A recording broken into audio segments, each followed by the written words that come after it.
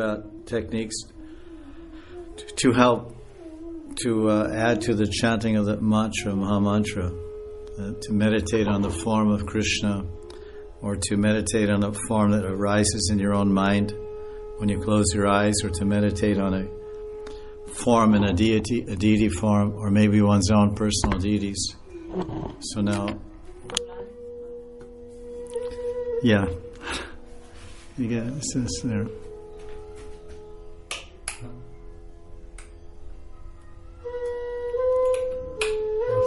Okay, thank you. A question about japa. Every devotee has an individual relationship with Krishna. And Jiva Goswami's comment on the third canto of Bhagavatam, he says there's one Krishna for every liberated soul. There's unlimited Krishnas. Every sadhaka who attains perfection, attains prema, and goes to Vaikuntha or Goloka, he'll have his own Radha and Krishna and his own group that he'll serve with. You want to record? By devotees about chanting, some devotees say chant silently, some chant out loud, some visualize, don't visualize, just hear the name. Many men, many minds, many ideas. And that's a fact, because bhakti itself is very subjective, and everyone has an individual relationship, which I just mentioned. Subjective means me, object and subject. So it's my Krishna, my Giriraj deity, your Giriraj deity. If you have your Krishna in your house, well, I have mine. Have you seen my deity? No, I haven't seen your deity. So that mamata, mama, mine, ta, tendency to feel that this is mine, this is my wife, my children, my husband, my country, my body. This is natural. So my Krishna. So in japa, the main points about japa is that it's a prayer and it's a sadhana and it's a meditation. So shravanam, kirtanam, smaranam, all these three things are to be involved.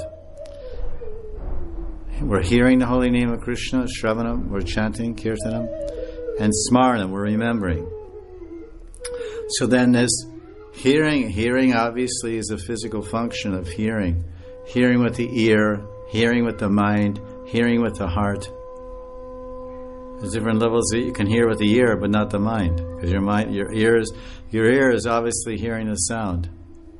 So your ear has to hear attentively. So that's why they say, as Krishna told Arjuna, Tat Shrinu, just hear me. In this case, is his Vakya, his teachings in Gita, my Gita Vakya. Just hear what I'm saying. So first we say, hear the holy name, because then it's a mantra, and mantra has a beginning and an end. It's a 16-syllable or 16-word mantra with 32 syllables. And there's a Gayatri mantra with 18 syllables or 24. There's different syllables in mantras. So once or two syllables are missing or wrongly pronounced, then the result will be something different, maybe even opposite. In the case of Krishna's name, he's Bhavagrahi Janardhan. He accepts the bhav. What is your bhav? What is your feeling? What is your mood behind your chanting? But the main thing is the whole mantra should be there. So if we're too much excited about chanting, huh? Kya? Hey, abhi nahi, baad mein. 5 baje, 5:30 baje. If we're too excited about chanting fast or chanting big numbers and before we're ready, then we might be rushed and hurried in our japa, then we're not even chanting the whole mantra. So that this emphasis on hearing attentively, that's a very beginning point. So the mind becomes so accustomed to the sound vibration that you're very clearly pronouncing it. So to make those patterns in the brain strong, the hearing patterns and the sanskaras and the grooves, the etchings and the grooves in the brain that accommodates the holy name of Krishna, is generally recommended in the beginning of chanting, which means what? The beginning this life, the beginning last life, the beginning when you first started? Because we don't know how many lifetimes any of us have been practicing bhakti. or spiritual life, which may also include chanting Hare Krishna. So there's not one rule for every devotee, by any means. We don't dress alike, we don't look alike, we don't eat alike. We all eat prasadam, but we all dress. There's variety because of individuality. So approaching Krishna in any form is individual, but it's guided by certain parameters and guidelines. They're called niyams and niyamas.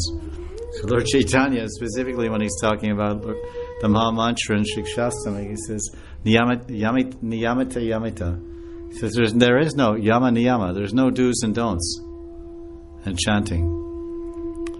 It says, kayate sudate, Antilila says, kayate sudate nirantara nam lao. Kayate sudate. So when you're eating and when you're sleeping, chant Hare Krishna. So usually we're eating with, the example is Mahaprabhu's own Lila and Puri. They served out the Jagannath Prasadam, and then between bites everyone was chanting Hari, Hari, Hari. Why not Krishna, Krishna? Why not Radhe, Radhe? Why not Gaur, Gaur? Nitai Gaur, Nitai Gaur. They're sitting right there with Nitai eating with him in Panihati. And there's with Lord Chaitanya and Puri and Nitai and Vaita. But no one's chanting Nitai Gaur, Sitanath, Nitai Gaur. They're chanting Hari, Hari. Why? Because everyone knew that this is the favorite name of Radharani. And Krishna in the form of Gauranga is in Radha Bhav. He wants to understand Radha's Bhav and how Radha becomes crazy when she hears the name Hari, Hari, Hari, Hari. So then between bites, all the bhaktas, Swarup Damodar and Rai Ramananda, not Rai Ramananda eating elsewhere, but Swarup Damodar, all the devotees together eating. Lord Chaitanya and all the Pandits, Gadadhar Pandit, Jagannatha Pandit, and Advaita Nitai, and all the Puri Vasis, Oriya Vasis, they're all chanting Hari, Hari, Hari, Hari, Hari. And Lord Chaitanya is serving, feeling very happy. So, hearing, we have to hear the holy names. So first you chant loudly for some years, and two things happen. By chanting loudly in the beginning, whenever that beginning is, last life, this life, whenever, it can vary for every individual.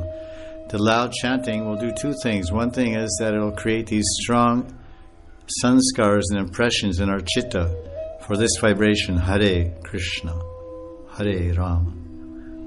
It becomes strong, that the loud chanting, and also it purifies the mind, Cheto Darvana Marjanam. Because when the mind is impure, you can't chant Manasik.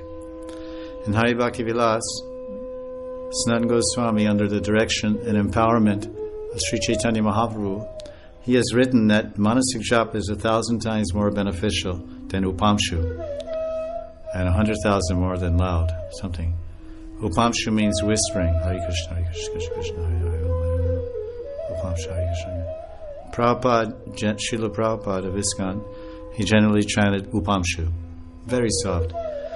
Soft enough you hear, but even the person next door doesn't hear. Because japa. There's three kinds of chanting. One is kirtan and two is and the mala. Okay? So Uchaisik, Manasik, Upamshu. Uchaisik means ucha, loud. That means kirtan. Three kinds of chanting, not three kinds of... They've taken that to mean three kinds of japa. Japa, Krishna says in Gita, among silent things, I am japa. The meaning of jap, because they don't say A in Hindi, they cut off the A, this long A, jap. They don't say japa. So the meaning of jap is silent. So that means manasik. Mouth is closed, tongue is passive. Passive means it's not moving. Passive. Radhi. Thank you. Thank you very much. The tongue is passive. And only the sound, because the sound is so deeply etched and engraved in the mind, in the manasa, then you can do manasik japa, because the mind is peacefully situated.